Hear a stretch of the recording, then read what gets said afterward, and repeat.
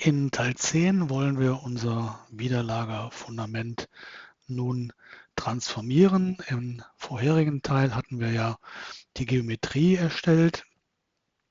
Das war ja hier diese Polylinie und nun soll das Fundament hier an die richtige Stelle kommen. Und wir haben ja gesagt, das hier ist der Nullpunkt. Das heißt, wenn wir es jetzt einfach hierhin transformieren würden, dann läge es genau an der Stelle. Tatsächlich wollen wir mal hier ja noch die Auflagerbank modellieren und dann die Flügelwände. Und dann hätte das Fundament in Bezug auf die Auflagerbank keinen Überstand unter den Überbau. Ja, das wäre schön, wenn wir das auch noch hätten. Das bedeutet also, es wäre gut, wenn wir noch eine Möglichkeit hätten, hier das Fundament jetzt zu bewegen, also quasi einen Fundamentüberstand zu erzeugen. Gut, dann gehen wir das an. Also hier waren wir bei der Polylinie und wir wollen diese Polylinie also noch jetzt nach rechts oder links, aber sinnvollerweise in unserem Fall nach rechts verschieben. Und verschieben bedeutet Move. Move finden wir hier unter Transform. Da ist der Move-Schalter, die Move-Komponente. Und hier sieht man auch schon, da steht es, Move bedeutet Bewegung entlang eines Vektors, während das Transform, was wir später dann machen, halt ja nicht nur entlang eines Vektors, sondern entlang unserer Achse dann sein soll. Also wir brauchen den Move, die Move-Komponente und ja, die lege ich mir mal hier ab. So. Hinein geht natürlich unsere Polylinie.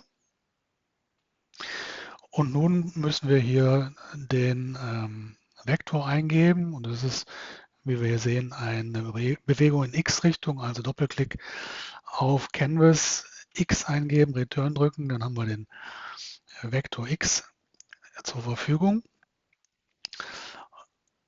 Und ja, jetzt brauchen wir natürlich wieder eine Möglichkeit der Parametrik. Also mache ich mir wieder einen Slider, Doppelklick auf den Canvas und ich sage mal, ja, was kann der Überstand sein?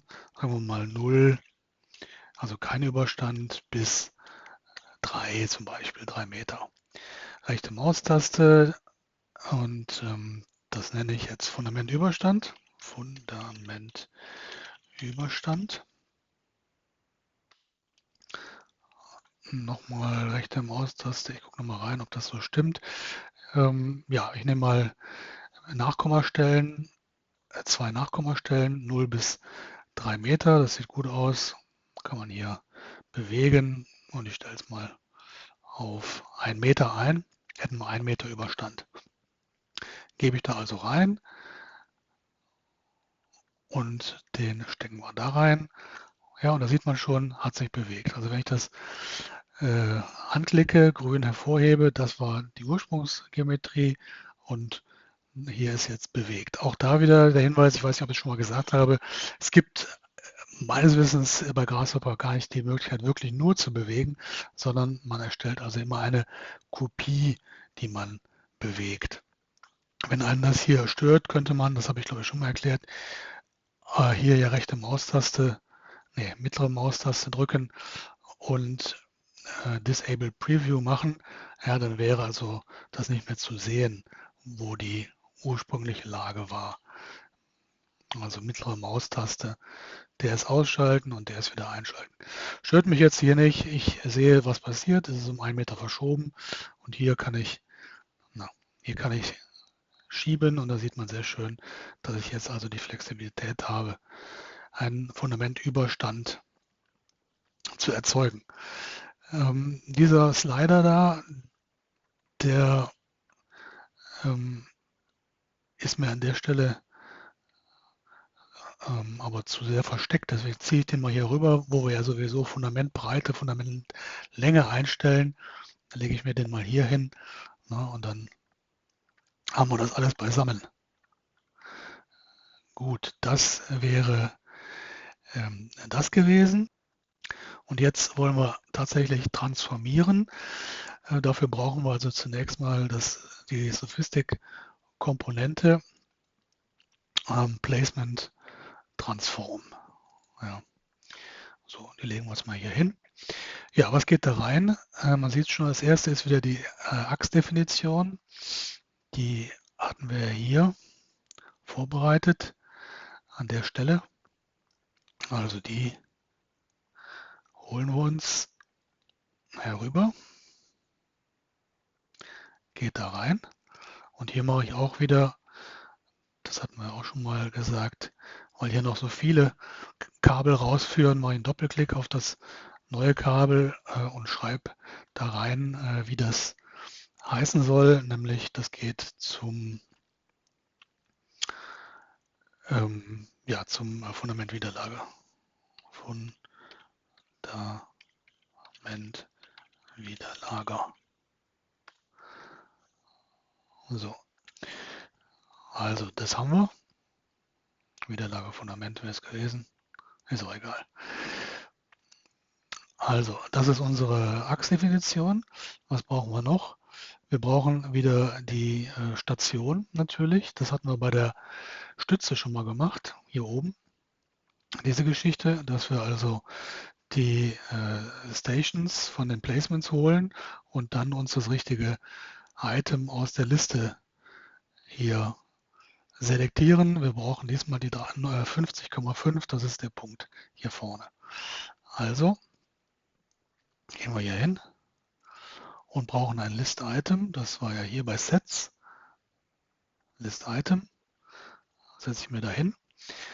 Und ja, wie gesagt, wir brauchen die Sections. Deswegen mache ich mir hier mal wieder ein leeres Panel, um das Ganze sozusagen näher zu ziehen. Von hier vorne. Diese Stations hole ich mir also.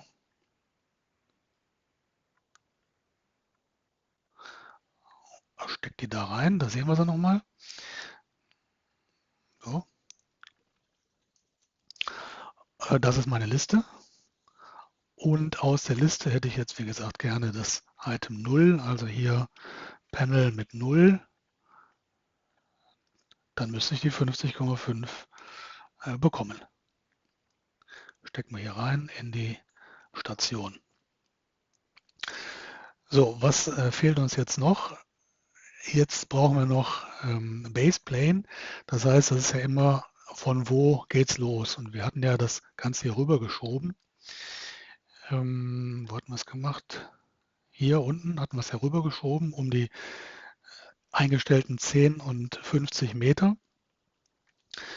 Ja, das mache ich direkt wieder. Also ich sage Vektor, XYZ-Vektor, hole mir diese zwei Werte wieder hier rein, X und Y. Ja, und den wollen wir jetzt hier ins Baseplane reinstecken. Warum bin ich jetzt nicht direkt von hier losgegangen? Weil es doch interessant ist, auch eine Z-Komponente zu haben. Das bedeutet nämlich, dass wir auch die Höhenlage des Fundamentes einstellen können. Falls sich der Querschnitt ändert, wenn er höher wird, dann muss ja das ganze Fundament auch absinken oder wir müssen die Möglichkeit haben, das einzustellen. Und deswegen will ich mir also noch einen weiteren Slider machen für die Z-Komponente. Und der soll, ja, was machen wir da mal? Ich sag mal, minus 10 bis plus 10 müsste erreichen. Ich nenne das Höhenlagefundament.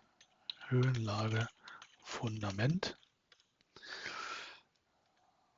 Und ja, will hier auch Nachkommastellen haben, 2 Stück von minus 10. Dann sieht man hier mit Nachkommastellen bis plus 10, dann kann ich das schön einstellen. Und ja, Höhenlage, werden wir sehen, stelle ich mal auf 3 Meter ein. Und auch den will ich mir hier vorne dazulegen. Dann haben wir die alle beisammen, die Höhenlage vom Fundament, den Fundamentüberstand und Breite und Länge des Fundaments.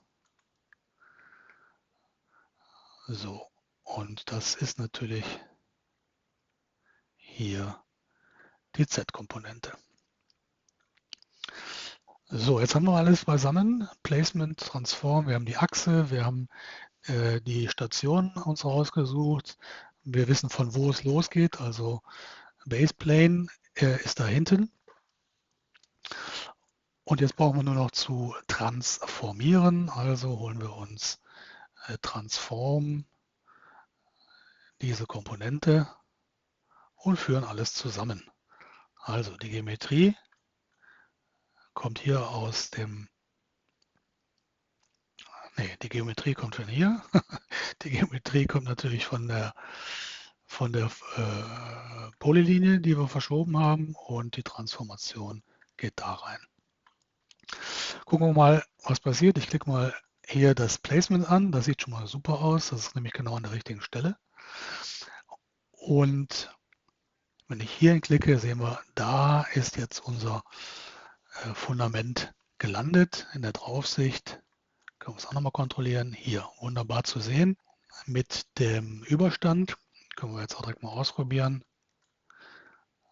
Also Höhenlagefundament, wenn ich daran schiebe, ja, sieht man sehr schön, wie das von minus 3 bis 3 funktioniert. Der Überstand, das wäre hier die Verschiebung. Stelle ich auf 1 Meter und das hatten wir schon gesehen, das war die Fundamentlänge und die Fundamentbreite. Ja, ich denke, das reicht für dieses Video und dann machen wir im nächsten jetzt aus dieser Polylinie, die jetzt an der richtigen Stelle liegt, eine Strukturfläche, damit Sophistic damit auch was anfangen kann. Also bis dahin.